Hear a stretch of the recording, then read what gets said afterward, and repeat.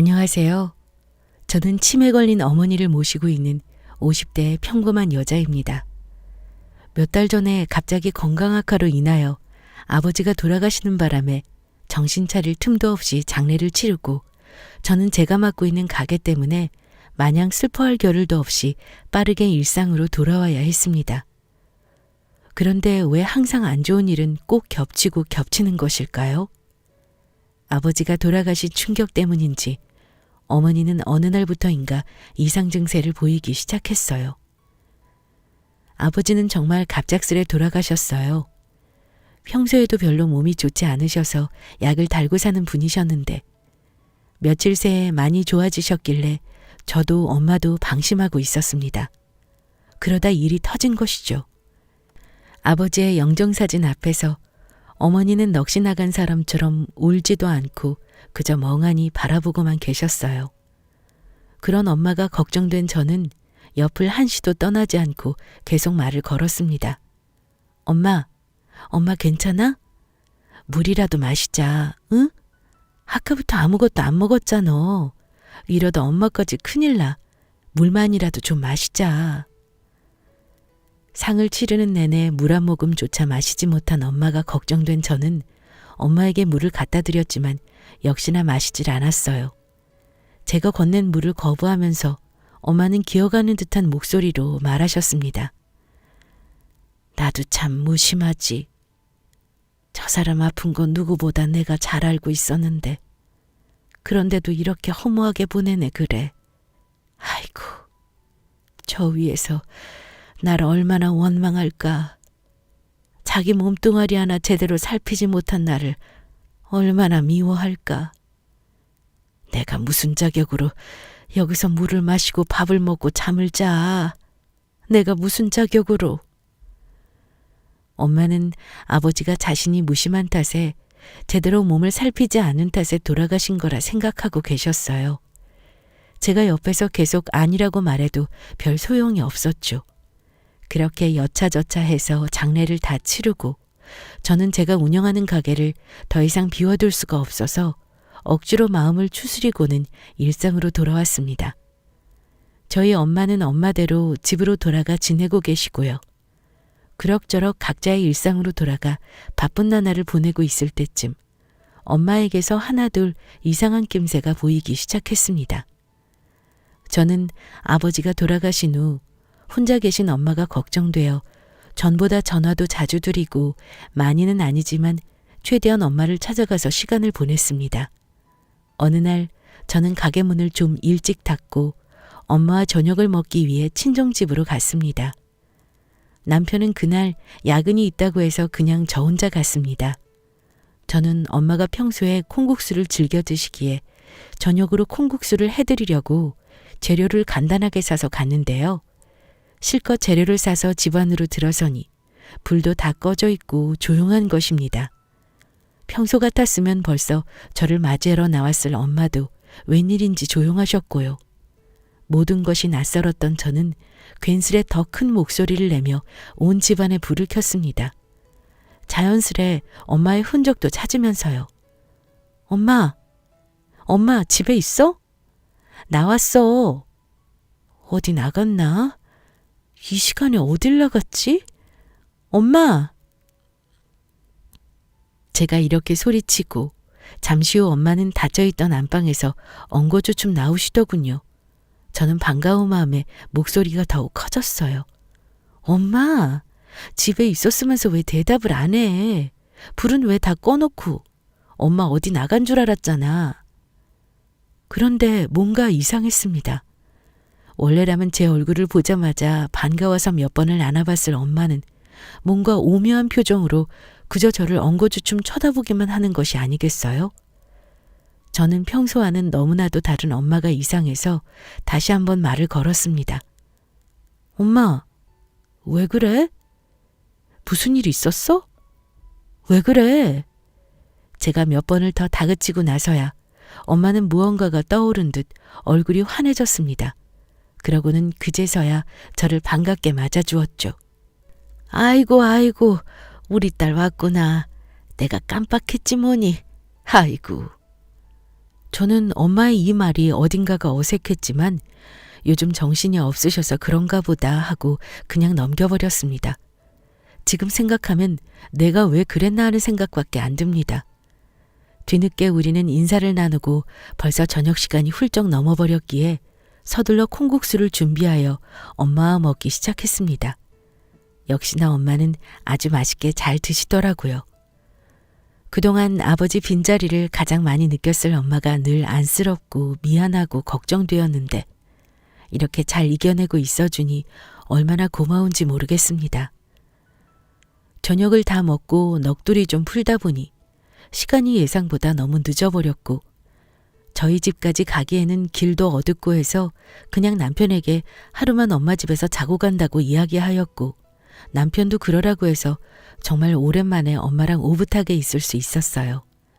엄마랑 이것저것 이야기하다 보니 어느덧 시간은 12시를 훌쩍 넘겨버렸고 이대로 밤을 샐 수도 없는 노릇이라 엄마와 저는 아쉬운 마음을 뒤로한 채 잠에 들었습니다. 그렇게 편히 잔 게 얼마만인지 모를 정도로 저는 정말 푹 잘 잤답니다. 그리고 다음날 눈을 떴더니 옆자리에 엄마가 안 계시더라고요. 그래서 저는 엄마가 거실에 계신가 하고 안방을 나왔습니다. 그런데 거실에는 아무도 없었고 대신 화장실 쪽에서 물소리가 들리더군요. 저는 엄마가 씻으시는 줄 알고 아무 말 없이 거실에 앉아 기다렸습니다. 얼마 뒤에 엄마가 나오셨는데 손에 무언가를 움켜쥐고 나오시다 저를 보고는 화들짝 놀라며 등 뒤로 숨기시더라고요. 그러면서 누가 봐도 당황한 목소리로 겨우 제게 말을 하셨습니다. 일어났어? 좀 더 자지. 아니야, 오랜만에 엄마랑 잤더니 개운하게 잘 잤어. 엄마는 근데 아침부터 뭐하고 계셨어? 제 물음에 엄마는 한층 더 떨리는 목소리로 등 뒤에 그것을 더 숨기시더니 말씀하셨습니다. 아무것도 아니야. 그냥 너무 일찍 눈이 떠졌길래 누가 봐도 심하게 당황한 것 같아 보이는 엄마가 저는 너무도 이상해서 엄마에게 다가가 괜찮냐고 물으며 아까부터 등 뒤로 숨긴 그것을 뚫어져라 쳐다보다가 한순간 재빠르게 그것을 낚아챘습니다. 그것을 본 저도 그것을 빼앗긴 엄마도 모두 말이 없었습니다. 그것은 바로 엄마의 팬티였기 때문입니다. 급하게 손빨래를 한 것 같이 물기가 채 마르지 않은 그것을 들고 멍하니 자신을 쳐다보는 저를 보고 엄마는 차마 제 얼굴을 똑바로 쳐다보지도 못하고는 횡설수설하기 시작했습니다. 이건 그게 사실 엄마가 며칠 전부터 요실금이 심해져가지고 시도 때도 없이 나오더라고. 그래서 간밤에 또 내가 실수를 했지 뭐냐. 엄마의 말을 들은 저는 나이가 들어서 요실금이 생기셨나 보다 하고는 더 심해지기 전에 병원부터 알아봐 드려야겠다고 생각하며 말했습니다. 이 정도면 꽤 심각한 거 아니야? 내가 병원 알아봐 줄 테니까 시간 내서 같이 가자. 제 말에 엄마는 알았다고 대답하였고 마침 그날이 휴일이라 엄마와 좀 더 시간을 보내고는 집으로 돌아왔습니다.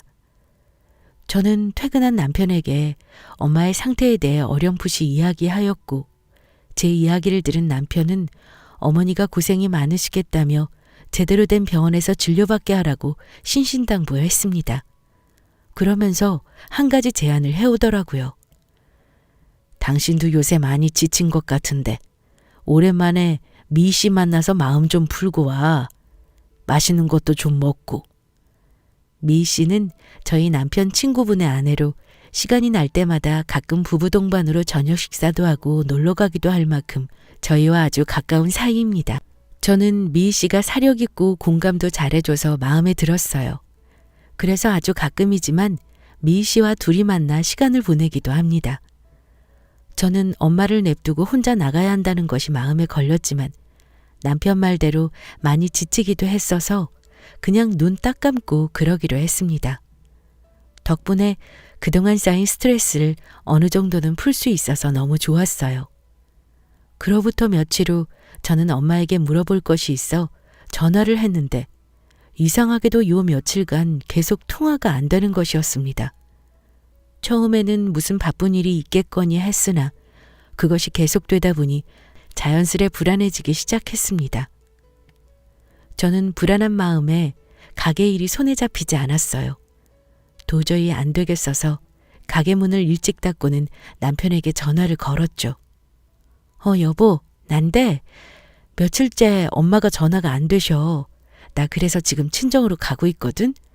오늘 늦을 수도 있을 것 같아. 다급한 제 목소리를 들은 남편은 자기는 신경 쓰지 말라며 서두르다 큰일 난다고 마음 좀 가라앉히고 가라고 하더군요. 새삼 내가 남자 하나는 잘 만났구나 생각하고 있는데 남편이 조심스럽게 입을 떼더라고요. 당신이 신경 쓸까봐 이야기 안 한 게 있는데 그냥 지금 하는 게 나을 것 같아서. 전에 당신이 어머니가 이상하다고 이야기했었잖아. 걱정된다고. 기억나? 기억나지? 근데 갑자기 그건 왜? 그때 그 말 듣고 나도 내심 걱정이 돼서 미희 씨한테 간략하게만 말했거든. 미희 씨가 말하기를 어머니가 그러시는 게 치매 증상일 수도 있다고 하더라고. 당신도 알다시피 미희 씨가 치매 환자 전문 도우미잖아. 그래서 그쪽으로는 좀 빠삭하다고 하더라. 뭐 어디까지나 그럴 수도 있다는 거니까. 그 말을 듣는 순간 머리가 정말 멍해지더라고요. 그러고는 한순간 이유 모를 분노가 저를 휘감았어요. 그래서 괜히 죄 없는 남편에게 분풀이를 하고 말았습니다. 뭐? 치매? 미희 씨도 참 웃긴다. 미희 씨가 우리 엄마를 언제 봤다고 그런 소리를 하는데 그 얘기 하나 들은 거 가지고 지금 우리 엄마 치매라고 몰아가는 거야? 자기가 치매 환자만 본다고 의사라도 된 줄 아나 보지? 미희 씨 그렇게 안 봤는데 사람 참 그렇다. 저는 남편이 뭐라 말하기도 전에 전화를 끊어버렸습니다. 전화를 끊고 나니 이런 제 자신이 너무도 한심하게 생각되더군요. 뭐가 그리 화낼 일이라고 아무 죄 없는 사람들에게 쏟아냈을까요? 저는 정신이 번쩍 들어 다시 남편에게 전화를 걸어 사과의 말을 전했고 이에 남편은 괜찮다며 오히려 제 걱정을 해주었습니다. 나는 괜찮아. 당신이 이렇게 해서라도 좀 나아진다면 얼마든지 분풀이 해도 돼. 근데 당신이 좀 더 이성적이어야 어머니를 더 잘 챙겨드리지. 지금 너무 흥분했어. 좀 가라앉히고 가도록 해. 그래줄 수 있지? 응. 당신한테는 정말 미안해. 그리고 미희 씨한테도. 정말 늘 고마워. 저는 남편의 조언대로 최대한 이성을 되찾으려 노력했고 시간이 지나자 점차 마음을 가라앉힐 수 있었습니다.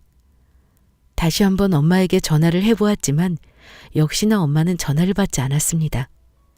저는 엄마에게 가는 것을 좀 더 서둘렀고 집 앞 대문에 도착하여 들어가려는데 옆집 아주머니가 말을 걸었습니다. 아유, 요즘 고생이 많지? 일하랴 엄마 돌보랴. 평소에 엄마와 친분이 있으셨던 분이라 그동안 걱정이 많으셨겠다 싶어서 저는 감사의 인사를 전했습니다.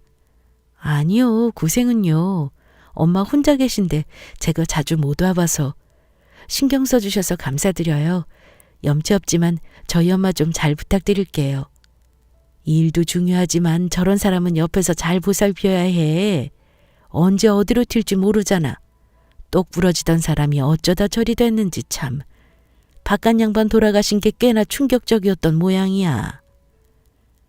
듣다 보니 뭔가 좀 이상하다는 생각이 들었고 저는 이어지는 어머니의 말씀에 정신이 아득해져만 갔습니다. 자기 치매 진단 받았다고. 이제 언제 정신이 나갈지 모른다고 자기 좀 잘 지켜봐 달라고 부탁하는 거 듣고 내가 얼마나 놀랬는지. 아니, 그래서 내가 갑자기 무슨 치매 타령이냐 물으니까 자기가 요즘 좀 이상한 것 같아서 정신 말짱할 때 병원 가서 검사를 해봤더니 글쎄 치매라는 거야. 하늘도 무심하시지. 어쩜 한 사람한테 큰 시련을 2번이나 주시나 그래. 저는 아주머니의 말이 이어지면 이어질수록 지난번에 엄마가 몰래 속옷 빨래를 한 장면과 딸을 보고도 멍하니 쳐다만 보고 있었던 장면, 요즘 따라 전화가 잘 안 되었던 일들이 주마등처럼 스쳐 지나갔고 아주머니의 말을 거의 끊다시피 하고는 허겁지겁 집으로 들어갔습니다. 갑자기 들이닥친 저를 본 엄마는 다행스럽게도 오늘은 저를 반갑게 맞아주었고 그와 동시에 안도감이 들면서 무언가를 미친 사람 마냥 찾아대기 시작했습니다. 엄마는 그런 저를 보고는 무슨 일이냐며 계속 다그치셨지만 저는 아랑곳하지 않고 온 집안 구석구석을 뒤지다시피 했습니다. 그러기를 몇십 분, 드디어 제가 찾던 것을 찾아내었고 그것을 찬찬히 읽어내려가다 한 부분에서 멈추어 스르륵 주저앉았습니다. 그것은 다름 아닌 엄마의 치매 진단서였고 치매가 확실하다는 것을 상기시켜주는 부분에서 그만 다리가 풀려버린 것이었습니다.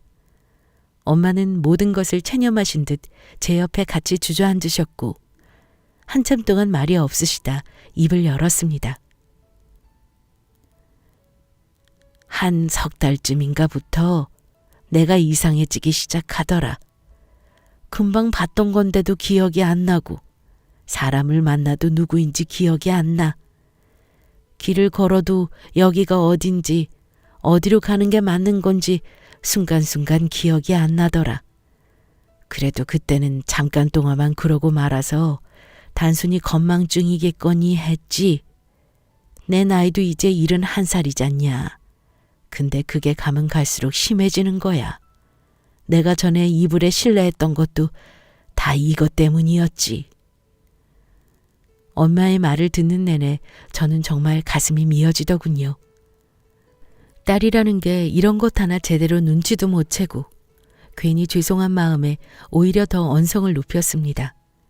아니 그걸 왜 얘기를 안 해?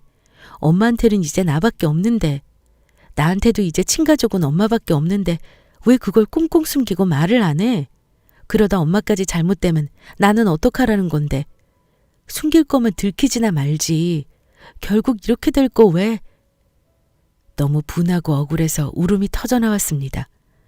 한평생 아버지와 저만 바라보고 사셨던 엄마인데 뭐가 그렇게 미워서 자꾸 엄마를 괴롭히는지. 제가 거의 악을 쓰다시피 내지르는 것을 보고 엄마는 안타까우셨는지 눈가에 눈물이 맺히시더라고요. 그러고는 애써 담담한 척 이야기하셨습니다. 그게 바로 엄마라는 거야. 너도 알 거 아니야. 엄마는 자식이 슬퍼하면 그보다 몇십 배는 더 아프고 슬프다는 거. 네가 나 같은 상황이었어도 똑같이 애쓸 거면서 뭘 그렇게 악을 쓰니. 괜히 기운만 빠지게. 난 괜찮아. 따뜻한 차 한 잔 마시련? 엄마의 말에 저는 어느 것 하나 반박할 수 있는 것이 없었습니다. 저도 엄마니까요.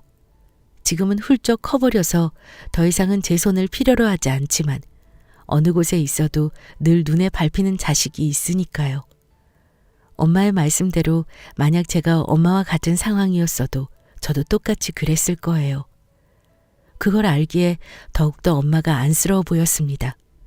지금 혼자 얼마나 무서울까, 두려울까 싶은 마음에 저도 모르게 엄마를 꼭 껴안았습니다. 그리고는 울음 섞인 목소리로 겨우 말을 꺼냈죠. 엄마, 이제 나랑 같이 살자. 내가 엄마 지켜줄 테니까 나랑 살자. 같이 살자. 응? 어이구, 너는 너 혼자만 사냐? 진서방은 어쩌고 나랑 살재? 진서방은 괜찮아. 내가 부탁하면 분명 그러자고 할 거야. 그러니까 걱정 말고 같이 살아. 엄마는 혹여나 딸 자식에게 폐를 끼칠까 봐 망설이는 듯 하셨지만 저는 당장에 필요한 물건들만 챙기기 시작했고 이런 저를 보시더니 끝내는 포기하신 듯 거들기 시작하셨습니다. 남편에게는 전화로 자초지정을 설명하고 정말 미안하다며 계속 사과를 하였고 남편은 오히려 잘 됐다며 자기도 걱정되던 참이었다고 조심히 모시고 오라는 말만 하더군요. 다시 한번 남편에게 무한한 감사를 느끼게 되었습니다. 정말 이 남자 없었으면 어쩔 뻔했나 하는 생각이 요즘 수도 없이 듭니다. 그렇게 엄마는 저와 남편과 같이 살게 되었습니다. 집 구조도 엄마가 좀 더 편히 쉴 수 있도록 손보고 엄마가 쓰실 방도 만들었습니다. 한동안은 별탈 없이 잘 지내는가 싶었는데 아니나 다를까 엄마의 증세가 점점 심각해지기 시작했습니다. 엄마를 옆에서 계속 지켜보기에는 저도 남편도 일을 하는 입장이라 불가능해서 걱정이 이만저만이 아니었습니다. 그러던 와중에 남편이 귀가 번쩍할 만한 제안을 하더라고요. 여보, 내가 생각해봤는데 아무래도 장모님 혼자 두시면 너무 위험할 것 같아. 그래서 말인데 아무래도 집에 도우미 한 분을 모셔야 할 것 같은데 당신 생각은 어때? 도우미? 있으면 당연히 좋지. 옆에서 계속 있어 주신다면야 걱정도 덜하고. 근데 제대로 된 분을 알아봐야 하는데. 제 말을 들은 남편은 기다렸다는 듯이 말했습니다. 그건 걱정 마. 미 씨한테 맡기면 돼. 당신도 미 씨 좋아하잖아. 착하다고. 아. 등잔 밑이 어두운 법이란 말이 딱 맞더라고요. 마침 미 씨가 치매 환자 케어 전문 도우미 일을 하고 있고 저와도 친분이 있으니 딱 맞겠다는 생각이 들었습니다. 그래서 저는 당장의 일을 진행시켰고 미 씨는 이튿날부터 바로 출근했습니다. 지금 생각해보면 그러지 말았어야 했는데 왜 그랬을까 싶습니다. 저는 미 씨에게 몇 가지 주의사항만 당부하고는 엄마를 맡기고 전보다는 마음 편히 일을 나갔습니다. 모처럼 마음 편히 일을 하니 장사도 더 잘 되는 것 같더라고요. 미 씨는 예상했던 것보다 훨씬 일을 잘해주는 것 같았습니다. 엄마가 다치는 일도 없었고 사고가 나는 일도 없었습니다. 엄마도 한결 편해 보이셨고요. 고마운 마음에 남편도 저도 자주 미희 씨와 함께 저녁을 먹었고 미희 씨는 우리와 함께 저녁을 먹은 뒤에 퇴근을 했습니다. 그렇게 점점 안정을 찾아가나 싶을 때쯤 또 한 번 저를 뒤집어지게 할 사건이 터졌습니다. 얼마 전부터인가 엄마가 저만 보면 나쁜 년, 고약한 년이라며 욕을 하는 것입니다. 엄마는 한 번도 저에게 욕을 하신 적이 없습니다. 그랬던 분인데 어느 순간부터 저에게 저런 욕들을 하는 것을 보고는 적잖은 충격을 받았습니다. 처음에는 최대한 엄마와 함께 했습니다. 다행히도 제가 같이 있는 날이면 괜찮아지시더라고요. 그런데 시간이 가면 갈수록 제가 옆에 없는 날이면, 다시 말해 미희 씨가 출근하는 날이면 저에게 더 심한 욕을 퍼부었어요. 저는 엄마가 많이 외로운가 보다 하는 마음에 죄송했고 앞으로는 일을 하면서도 틈틈이 엄마를 챙기고 싶은 마음에 미희 씨 몰래 엄마 방에만 CCTV를 달았습니다. 이제 마음 좀 편하겠거니 했더니만 하필이면 CCTV를 달자마자 한동안 미친 듯이 바쁘고 정신없어서 따로 챙겨보거나 하지 못했습니다. 그런데 2주가 지난 뒤에 드디어 시간이 생겨서 그동안 녹화해두었던 영상들을 한꺼번에 몰아보았는데 억장이 무너져 내리더군요. 영상 속에서는 저희 엄마가 미희 씨에게 구박을 당하고 있었습니다. 이유는 다양했어요. 밥을 안 먹는다든지 소변을 제대로 안 본다든지 하는 이유로 미희 씨는 저희 엄마를 구박하고 또 구박했습니다. 저희 엄마는 아무 소리 못하고 겁에 질려 있으시고요. 그걸 보는데 정말 말 그대로 머리에 뚜껑이 확 열리더라고요. 분에 못 이겨 손을 덜덜 떨며 이를 악물고 있는데 이런 저를 한순간에 얼어붙게 만든 장면이 나왔습니다. 다름 아닌 제 남편이었는데요. 저희 남편은 점심시간인 건지 뭔지 저한테는 말도 없이 불쑥 집으로 가 그 여자를 만났던 것입니다. 남편은 그 여자와 저희 엄마가 있는 방에서 보란듯이 키스를 나누더군요. 그러고는 그 여자가 갖은 아양을 떨며 남편에게 찰싹 안겼고 남편은 세상 사랑스럽다는 듯이 쳐다보며 자잘한 뽀뽀를 하더라고요. 그 와중에 더 열이 받는 건 이 두 놈들이 저희 엄마가 잠든 사이에 몰래 속삭이면서 저짓을 했다는 겁니다. 저는 그것을 보자 이성이 그야말로 뚝 끊겨버렸고 저마저도 놀랄 만큼 차분하게 영상을 확보해서 그대로 경찰서로 직행했습니다. 다행히 가게에는 손님이 없었고 해서 미련 없이 문을 닫고 갔어요. 저는 경찰서로 가서 그 여자를 상간녀, 노인복지법 위반으로 고소했고 남편에게는 이혼 소송을 걸었습니다. 일을 끝마친 저는 그 여자와 둘만 있을 엄마가 걱정되어서 급하게 집으로 갔고, 도착하자마자 엄마에게 잠깐만 기다려달라고 말한 뒤 김미희를 거실로 내몰았습니다. 물론 엄마가 계신 방의 문은 닫고 말이죠. 그러고는 최대한 작은 목소리로 숨도 쉬지 않고 쏘아붙이듯 이야기했습니다. 김미희, 너 그렇게 안 봤는데 아주 파렴치하더라. 어떻게 네 남편 친구를 꼬실 생각을 다 했니? 너 내가 모를 줄 알았어? 제 말을 들은 김미희는 순식간에 얼굴이 파래지더니 이내 정신을 차린 듯 도도하게 고개를 들고는 말도 아닌 말을 하기 시작했습니다. 나도 이럴 생각은 아니었는데 미안하게 됐어요. 뭐 사람 일이란 게 어디 마음대로 되나. 열받고 억울한 건 알겠는데 이왕 이렇게 된 거 어쩔 수 없죠. 바로 빌 거라고는 기대도 안 했지만 정말 상상 이상이더군요. 저는 쓸데없이 녹기만 한 콧대를 완전히 뭉개버리기로 결심하고는 입을 열었습니다. 뭐가 이렇게 당당해? 너, 내가 지금 아무 증거도 없이 이러는 줄 아나 본데 착각도 어느 정도 껏 해. 엄마 방에 내가 CCTV 달아놓은 거 너 모르지? 뭐? CCTV? 그런 게 있었어? 뭐 상관없어. 간통죄도 폐지된 마당에 내가 뭐가 무섭다고. 저는 헛웃음을 지으며 곧바로 맞받아쳤습니다. 야, 누가 간통죄로 집어넣는데? 너 내가 상간녀 소송 걸었어. 그리고 하나 더. 너 엄마한테 하는 거 보니까 아주 가관이더만. 그것도 엄연히 노인학대인 건 알아? 노인복지법 위반으로도 고소했으니까 기대해. 나 절대로 합의 안 해줄 거고 너 무슨 일 있어도 감방에서 썩게 만들 거야. 네 남편한테도 내가 다 말할 거고. 알았어? 저는 제 말만 하고는 발악하는 김미희를 끄집어내듯 집 밖으로 밀어냈습니다. 밖에서 뭐라 소리치던 욕을 하던 저는 상관하지 않고 현관문을 닫아버렸고 김미희의 찢어질 듯한 비명에 이웃들이 점차 모이기 시작했습니다.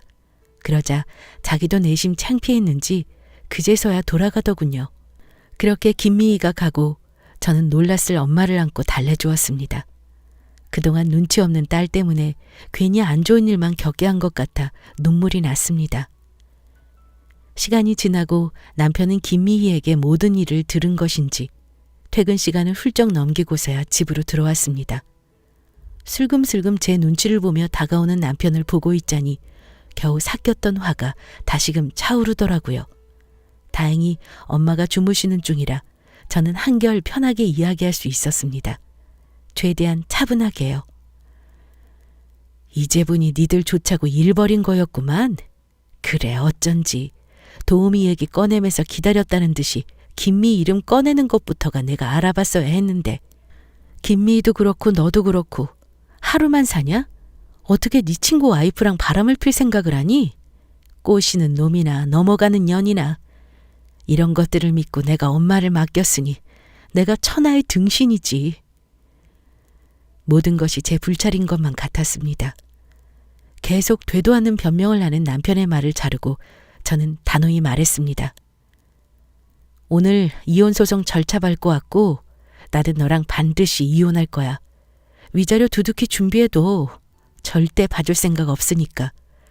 그럼 난 할 말 다 했으니 이만 꺼져줄래? 우리 엄마는 좋은 것만 봐야 하거든.